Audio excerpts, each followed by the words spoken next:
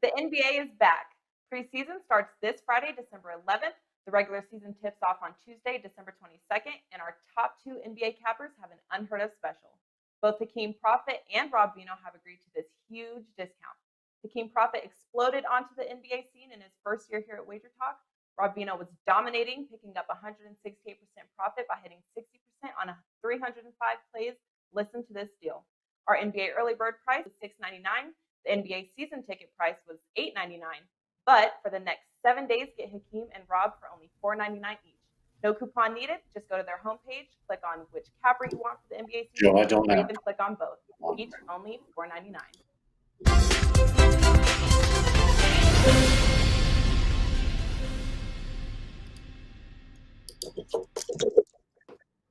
All right, people, here we go. We're up and away. It is now the NBA Tip-Off Show, Day 2, January 5th, 2021. Thank you very much for stopping by, hanging out with us. The panel today, just absolutely loaded. When I tell you loaded, look at who we got here for you today. A couple old faces, some new faces. Ski Prophet, of course, anchoring the crew, as well as Teddy Dam Covers in the house. Tony Mejia joining us here today. And we've got a few games that we want to go over. In fact, 4 games in total we're going to break down for you here today. Only 5 games on the slate, so you guys are in luck. Brooklyn, Utah, Lakers, Memphis. We're going to talk about Denver, Minnesota, as well as Portland and the Bulls. It's going to be exciting. Now, Ski, of course, on the show yesterday. We had a good time breaking down the games that we did yesterday, but I do want to bring in Teddy Covers. We didn't have a chance to talk to you yesterday, Teddy, but number one, Happy New Year. Welcome in, my friend. How's your NBA been, and what do you got going on at Wager Talk?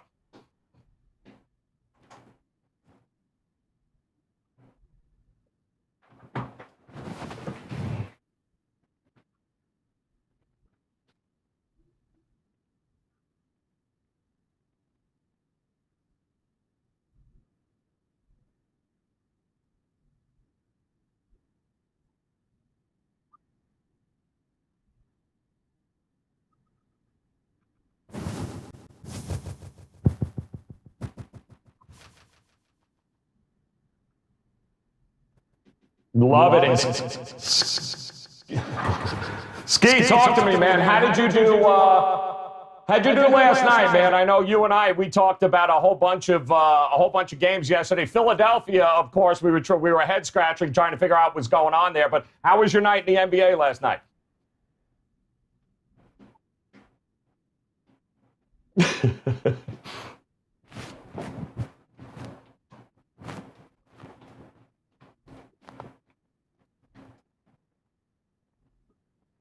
Pacers under, and somehow that game got to overtime. So still a winning day, and we'll try to have another winning day today. All right, love that. And Tony Mejia, welcome in, my friend. Happy New Year to you. Talk to us. What's your NBA looking like? I know you've been crushing it, man, coming out of football season, diving into college hoops, and, of course, now the NBA. How you been, man? Well, I really pulled the brakes back on this NBA season just because I touched one preseason game going against what I normally do. I never touch any of it. And then obviously the NBA is still in its preseason technically. I mean, players are playing their way into shape. These first 10 days are all about strange results and crazy finishes. So I got on board yesterday with a 3-1 run, really disappointing loss that I should have been 4-0 because it was my biggest play of the night was the Milwaukee Bucks in the second quarter -4.5 against the Pistons. The first quarter, they covered 6 by a point. I also liked them for the first half. Wanted to stay away from the second half, and they were pulling it off on the last possession, about 28 seconds left to go. Budenholzer had Giannis out of the game because he committed an offensive foul, so they were running a set. Brook Lopez got in the middle of it, turnover, run out, and boom. It's covered by a half a point for Detroit. So that was annoying, but at least they didn't pull up for a 3 because that would have killed my first half bet of -10. I just really thought that the Bucks would be hitting on all cylinders against an overmatched Detroit team, and that's exactly what happened. I mean, Giannis had 30 at the break, but the coverages didn't come up. And I was on the under in the Philly game, which was a sweat at the end that shouldn't have been. and the under in Dallas and Houston, which got a little sweatier than I anticipated too because of all the technical foul calls. But overall, a winning day.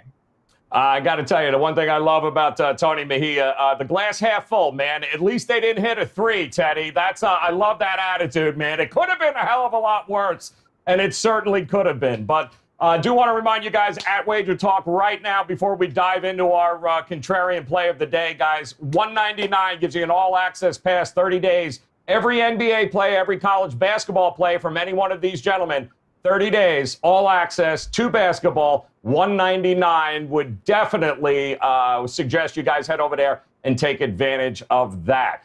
All right, for those of you just joining us on the show, our contrarian play today, we try to look at the one game where all the money and all the damn tickets seem to be going to one side, and whether or not any of these guys dare to go the other way. In that game, we don't have to look any further than, of course, the Brooklyn Nets taking on the Utah Jazz today, where Brooklyn opened up as a 3-point favorite. It is now 4.5 points. And Teddy, I'm going to start with you. I guess, the Kevin Durant news came out, and we figured it was going to go the other way. But are you shocked about how much it's gone the other way at this point?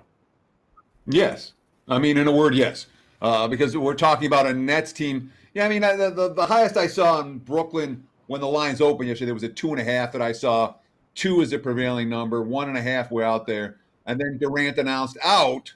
And next thing you know, we're seeing Utah -2 to 2.5 to 3 to 3.5 to 4 to 4.5 up to 5 this morning. And then it stopped. At 5, there was buyback on the Nets. Now it's basically 4.5, just about everywhere looking at the Wager Talk live odds screen. And I don't think it's going to go any higher. And we see this in the NBA. How often do we see this in the NBA? Oh, just about every day, where some star is out and the markets say, oh my God, that star is out. And everyone bets hand over fist. And then what happens? Everyone else on the team gets more possessions, gets more shots.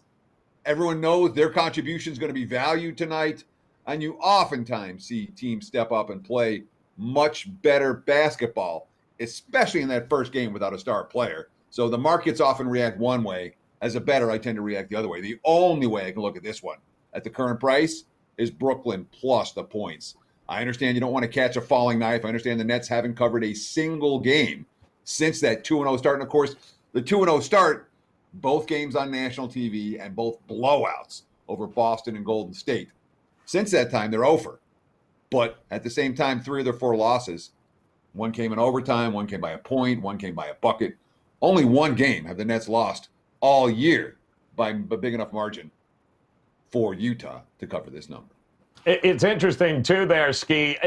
Offense not really been the issue to this point with Brooklyn anyway. It's defense and giving up a whole lot of points. And I don't know, the total seems to be coming down here as well in this situation. How are you looking at this game from a 7.5 point swing from the open? Yeah, I think I kind of missed this one as far as from the total perspective. Even with Kevin Durant, I mean, I had this number being more towards where it's at now at 220, 225-ish. That's where I think it should have been. So I think the value's kind of gone if you wanted the under. But that's the only way that I would look in this game. I mean, I know the Nets don't play a lot of defense, but if you expect the Jazz to come out here and win this game, they're playing at a slower pace, and they're going to control the inside as far as defensively. Now, with that said, I still think as far as the spread, I think the same thing. It's gone too far. I have it being more towards like a pick'em type game. So for the Nets to be getting 5 points, I know they haven't covered, but their roster is still good. They have a lot of guys over there who can shoot, and the Jazz are not a team who guard the 3-point line very well. So guys like Joe Harris, Taurean Prince, I mean, Kyrie, he's great mid-range. He can shoot it too. So I think the Nets have success, and I probably would lean more towards the Nets side now that the line has moved. Tony, let me ask you, has the line swung to the point where now you got to bet, Brooke, if you were thinking Utah, is it past the point of any return? You got to go Brooklyn at this point? Not necessarily, because I want to dig deeper on this game once we're done with this show. Look, just to introduce how I handicap the NBA, I do my own numbers, and I do them a couple of times. I already knew, so I didn't look ahead to anything once the Durant thing happened. And I'm stunned that it's the Jazz at 4.5 because I have it at 2, Nets -2, even with the Durant news. I mean, it's not like these guys are pushovers. Kyrie Irving, Karis LeVert, Timothy Luwawu-Cabarrot has been playing great. And he's the only one that plays defense, so he'll get more minutes. You got Jared Allen stepping his game up, even though DeAndre Jordan hasn't. And so that's an interesting matchup in the middle because Rudy Gobert just got called out by Shaq, and he comes into this game wanting to prove something. Lots of long limbs in long wingspans in this matchup. Donovan Mitchell rarely gets to play in New York. That's his hometown. This is a back-to-back for him with the Knicks tomorrow and the Nets tonight. He's going to want to show out against Kyrie Irving. So a lot of interesting varying points in this game. Right now, my lean is towards the under. Again, my picks aren't even up on the NBA and rarely are. If I like something very early in the morning, I'll put it up just to put a package out there. But for the most part, too much changes over the course of an evening in normal NBA circles. And in COVID times, I just don't want to get stuck and get customers stuck with games where they have no chance of winning. So, but a very interesting line movement because I still have the Nets as a favorite in this game, knowing that Durant was out. Good point, man. Very, very good point. COVID is a whole different dynamic, creating value across the board every 3 hours. All right, game number 1 of our breakdown here, guys. Let's take a look at the man who's going to be playing power forward for this team tonight, that being Ski Prophet, that being the Los Angeles Lakers, taking on the Memphis Grizzlies. Look, don't look at me. The man's got the damn jersey and the gear on, so you know what's going to happen here. 9.5 is what it opened up. I'm seeing 9s out there right now. Total hovering and staying strong at that 218. So for the backup power forward for Lakers, I'll start with you, Ski, man. Talk to me. You wore a Golden State jersey on the show yesterday. They won. You're wearing the Laker gear, representing tonight. What's the health of Paul? What's the health of LeBron? Where are you at on this game here tonight? Well, I don't think, my personal opinion is just I don't think KCP plays. And if you could sneak in a day to get like LeBron extra rest, I don't think the schedule is kind of jam-packed this season. So this will be like a nice spot to get him some extended rest. In my opinion, I think that he doesn't play, but you never know. If he doesn't play or if he does play, there's an angle that I'm looking at, and it kind of shows up a couple more times throughout the show. But it's just teams that are rested that came off of a blowout, meaning they lost by double digits as a home dog. Since 2020, January 28th, they're 41-23 against the spread, 64%. That's the Grizzlies today. But at the same time, it's going to be very hard to back them. The only way I could get to the window with the Grizzlies is if LeBron is not playing. If he's not playing, I think the Grizzlies is a play, and the under is really good. But outside of that, I just got to wait on the injury news. If LeBron is in, I don't like the under, and I don't like the Grizzlies. So just wait for his news. Okay.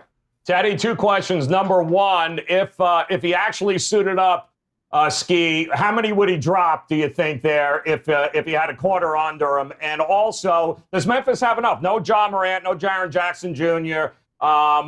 Do they have enough? Grayson Allen is back. Do they have enough here in order to be able to compete in this game?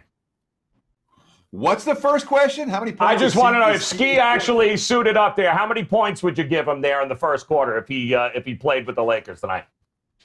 So can I bet -0.5? You're damn straight you can, because that's where I'm going. None of us are scoring a point. Not a one. The 4 of us could combine to play a first quarter of an NBA game, and none of us could score a point. And that's no disrespect to your basketball acumen, Ski, but NBA players look at a different level than guys like you and I. When I break down this game, I mean, look, the Grizzlies, without Ja Morant, without Jaren Jackson, without Justice Winslow, I say that's their 3 best players. I don't necessarily even think it's that close. And they're not that good. They were a fringe playoff contender last year without their 3 best players right now. I've got Memphis as a, bottom 3 NBA team. And I'm not interested in backing the Grizzlies in step-up games like this, whether LeBron plays or not. And LeBron, it's going to be, closer to game time before we know for sure if he's going to go with the ankle injury. Now, the leading indicator books are telling us there's been a little bit of sharp money trickling in on Memphis. They're telling us that there is definitely questions about LeBron's status. Of course, LeBron was the difference maker when these two teams played 2 days ago on Sunday. Got hot in the fourth quarter, scored the first 10 points of the quarter, 13 overall, and a 2-point Laker lead swelled to 14 for the margin of victory. The game stayed way under the total, and that's been the case for the Lakers of late. 4 unders their last 5 games. We've seen Memphis back-to-back unders by 19 and 18 points without Morant. If I'm going to play this one, I would expect a relatively low-scoring affair. I like the under between the Lakers and the Grizz. Well, Tony, let me ask you, man. I mean, how much do you trust this team? We know even if the starters rest for the Lakers, right, they got more than enough firepower at the bench to be able to cover this number here. But I don't know, looking at it, laying the money's coming back, like Teddy said here, a little bit towards Memphis. How comfortable are you backing them? Oh, I'm not covering Memphis at all. I am with Ski and thinking that LeBron's sitting this one out. I covered him for a few years in Miami. He selectively sits out games that he knows his team can A, win without him, and B, will suit him much better for his body for the future. And this is one of those games he has circled. They just beat them the other night, and he did play. Anthony Davis was quiet in that game. So I think Anthony Davis will be given the mantle here. You take us home, big fella. Dennis Schroeder has really fit in nicely. Montrezl Harrell off the bench has been a beast. So all those guys should factor in to beating the Grizzlies tonight. Maybe I wait until the decision is made that LeBron sits this out and lay the points then. I am leaning towards the under in this game because I do think the one thing that Memphis thinks coming in is we got to have Jonas Valanciunas, who has got 5 straight double-doubles but has not really dominated the way he can. We got to have him be the beast inside to keep us in this game. DeAnthony Melton is a question mark. He'd be an upgrade at guard over Tyus Jones, and he's actually was active the other night. They didn't use him. He's coming back off of COVID, so he would be somebody that I'd be interested in understanding whether he plays or not right before tip-off. No interest in Grayson Allen. He's just going to antagonize somebody into extra technical fouls. But look, I got the under on as a lean, and I got the Lakers laying points. If LeBron doesn't play, it would I guess come down to 7.5, maybe 7. So that is what I'm looking forward to in the next couple hours.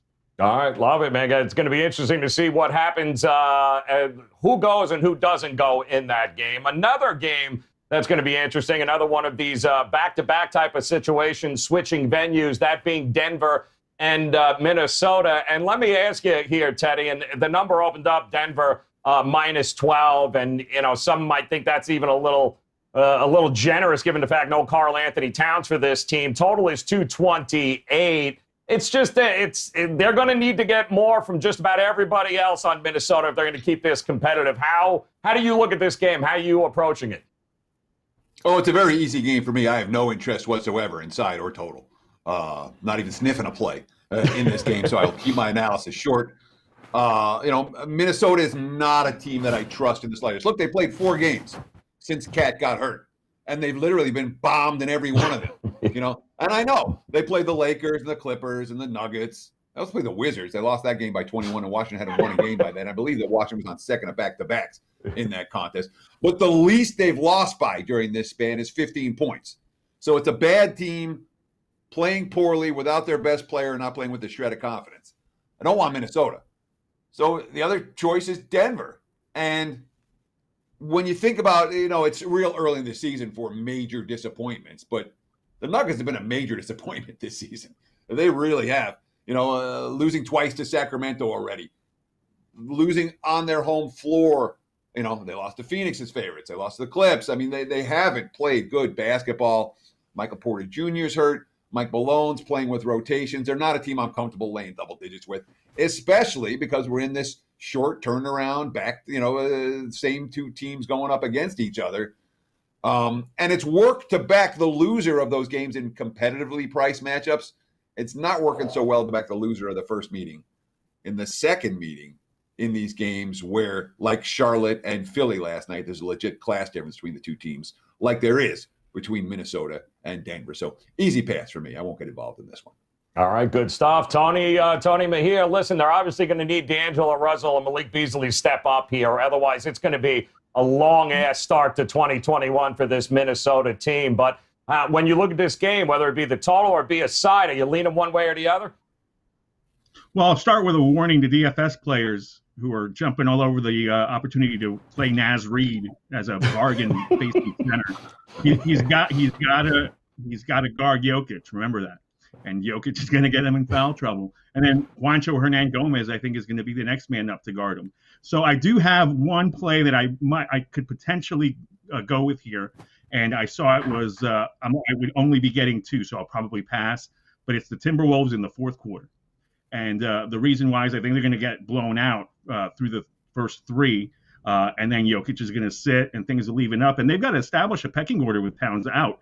So we've got Malik Beasley and D'Angelo Russell probably sit the final few minutes. But Anthony Edwards is in a slump. He's got to get back going. I like Jarrett Culver a lot, and he's actually stepped up. So these guys could potentially get the better of the Denver second unit.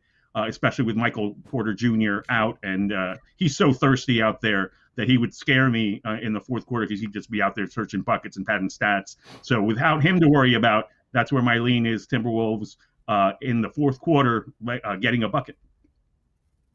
And Ski, I'll tell you, opened up at 12. I'm seeing a lot of 10.5s now, so not as much faith in Denver. Much like Teddy was talking about there. How do you look at this Denver team at home, back-to-back situation here? Do you trust them to lay double digits?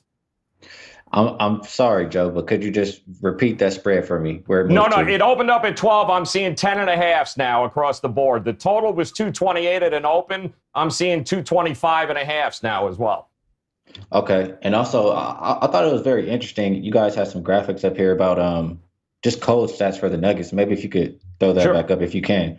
But what I will say is I agree with the line move on the T-Wolves. And I know they haven't been looking that great, but the Nuggets haven't necessarily been good either. And the one thing that stood out to me right here, Nuggets 1-4 against the spread their last 5 games versus basically losing teams. And that makes sense to me because when I watch the Nuggets, I feel like they play down to their competition or they play up to it. And the next one I wanted to just point out right here, and it goes with a stat that I have on my paper in front of me. Nuggets, 1-6-1 against the spread in their last 8 games following a straight-up win of more than 10 points. So they're not covering after they blow teams out. And they just blew this team out. And the stat that I have, it's a rested road dog off a blowout loss as a home dog, and that was the Timberwolves. Those teams since 2019 on Christmas Day, they're 22-6 against the spread. So I agree with the line move towards the Timberwolves, and just seeing Michael Porter Jr. out, seeing Okogie out, I think I lean more towards less points. The same stat that I read, the under is 18-10. So I like the T-Wolves, and I like the under. I don't really trust the Nuggets to win by double digits again. All right, good stuff there. Love that. Do want to remind you guys as well, if you're just joining us here, Teddy covers, Tony Mejia, Ski Profit. All of these gentlemen, 30 days, all access. Get what? Every one of their NBA college basketball plays right now for 30 days, just $199. That's ridiculous. Every NBA, every college basketball, never miss a play. 30 days, all access right now at WagerTalk.com for just $199.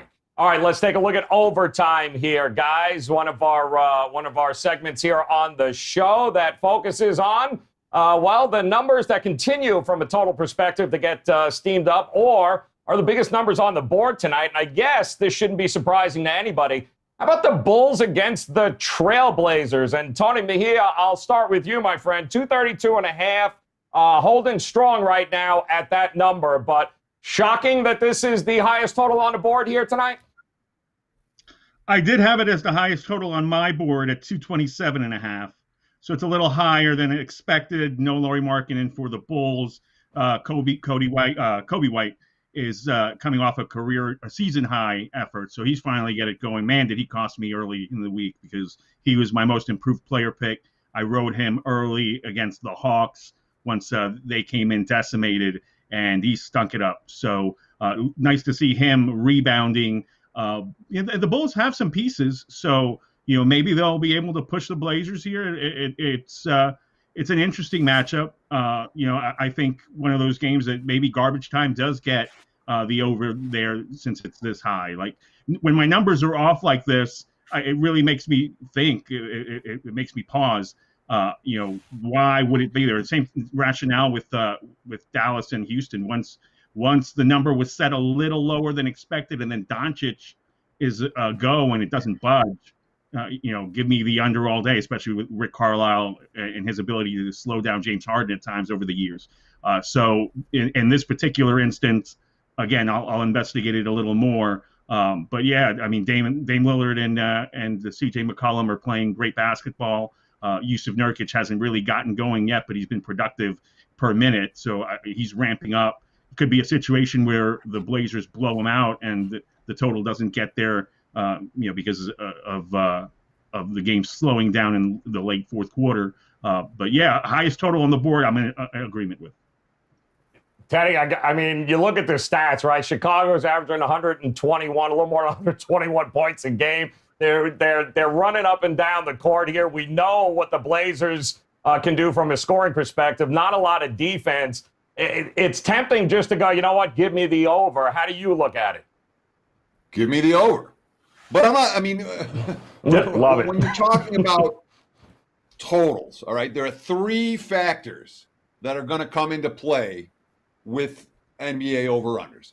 First and foremost is pace ratings, right? Doesn't have nothing to do with how many points per game a team's allowing, but it's about how many possessions they're playing every game. Chicago, number 2 in the NBA in pace. Portland is in the top 12 in the NBA in pace. So both teams have been fast. Chicago's been very fast. That points to over.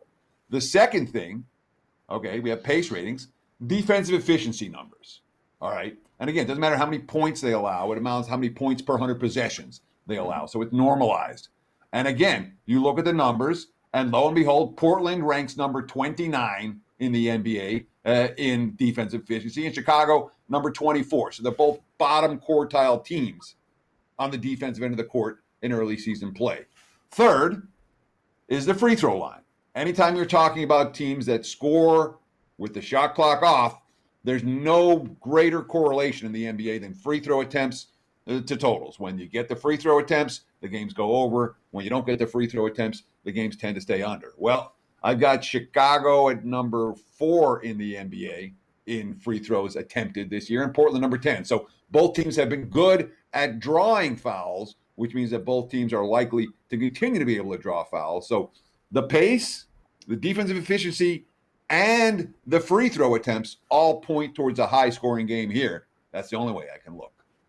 Good stuff there. And Ski, the last 7 dating back to 2016, it looks like 17 between these two teams. It's we're talking about an average margin of victory here for Portland, over 15. So it is 9.5 right now, the number for Portland, but this 232.5, I don't know. Is it over or nothing for you in this spot?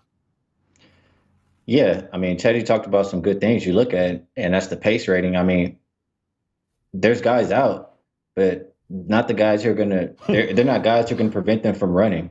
Bulls are the fastest pace the last 5 games, and Blazers, we know they play up-tempo.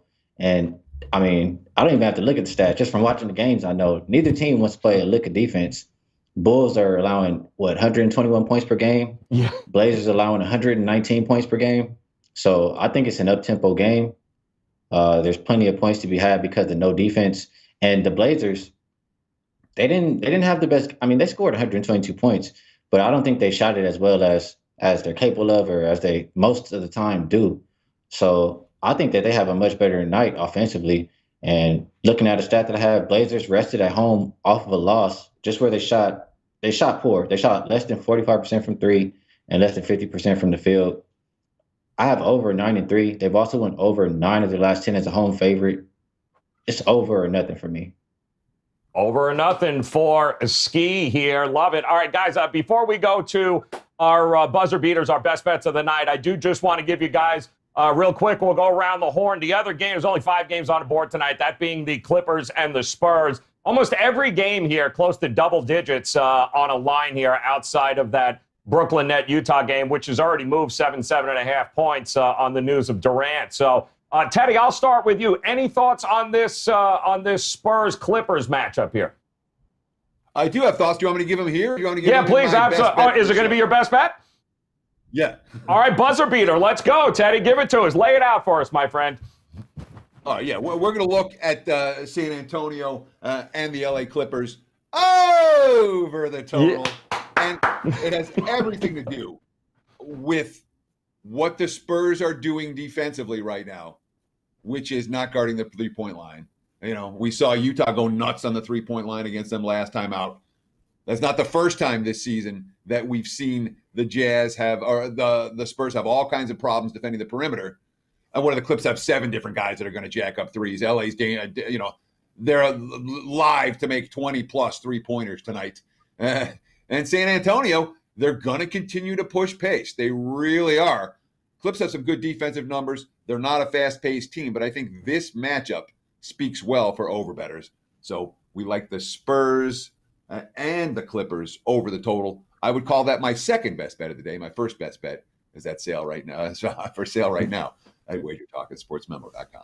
That is Teddy Smooth Covers right there, guys. You're not going to get it any better than that, man. Worked it in. He's got the best bet. Again, just get the all-access pass, guys. 30 days. Get every one of his NBA and college basketball pass. $199 a month. You can't go wrong. Ski, I'm looking at you, brother. Buzzer beater, man. Come on. You nailed it yesterday before the clock ran down. 60 seconds. Where are you leaning? What's your best play?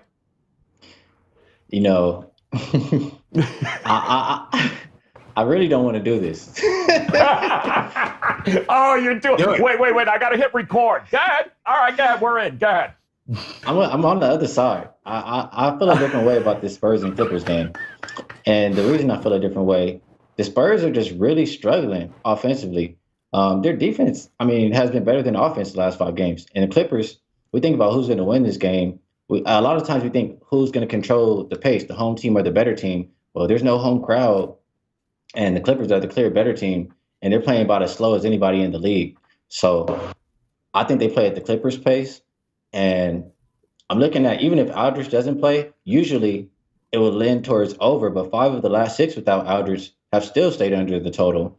And this is another one that lines up with one of those stats that I mentioned earlier. Rested road dog off a blowout loss as a home dog. Yes, they're 22-6 against the spread, but the under is also 18-10, 64%. So I like under. The number I have for this game is 222.5. Give me the under. Well, Ski, there's only one way to solve this. Tony Mejia is going to have the final word here. Listen, Tony, you heard both of them. Before we get to your buzzer beater, you got to break the tie here, man. You heard Ski's under. You heard Teddy's over. What say you, Tony Mejia? I got you, Joe Rainieri, but you can't tell me what to do. You sick. I don't even have you up there. Go ahead. Yes, go ahead.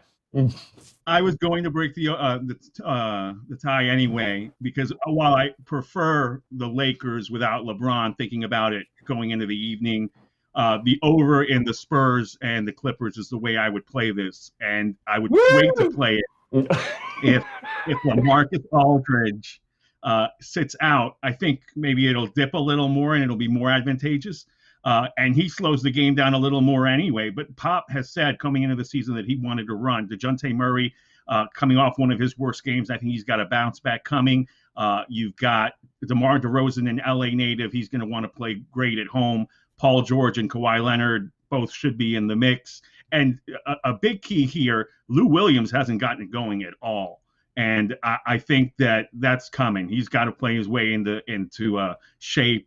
I doubt he's getting chicken wings out on the West Coast as good as he got him in Atlanta. So I think he's going to get going right now.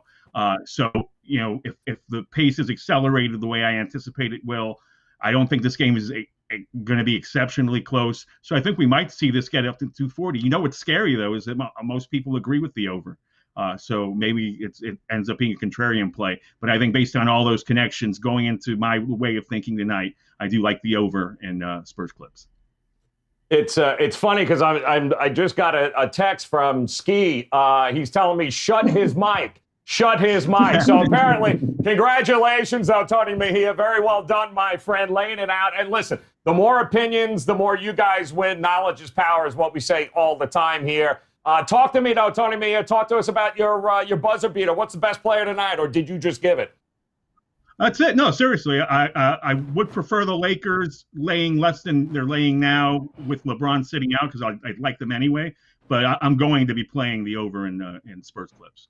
Love it. Awesome there. And you can stop texting me, Ski. It's already out in the open, brother. It's 2-1. You lose. Once again here, guys, do want to remind you, though, Ski Profit, Teddy Covers, Tony Mejia, WagerTalk.com, $99, guys, right now. $199 rather will get you 30 days all access, every college basketball, every NBA play. Teddy's got his NBA play up, best bet up there tonight right now. Ski's going there. Tony Mejia, as soon as he's done here, he's going to start posting. Now would be the time for you guys to hop on, give these guys a shot, start making it a profitable 2021. So on behalf of Tony Mejia, Teddy Covers, Ski Profit, I'm Joe Ranieri. Guys, thank you very much for stopping by here on the NBA Tip-Off Show. Make sure you hit that little damn bell in the upper right-hand corner. Subscribe to the page here at YouTube, and then back and join us again. You'll start seeing these three guys again more often.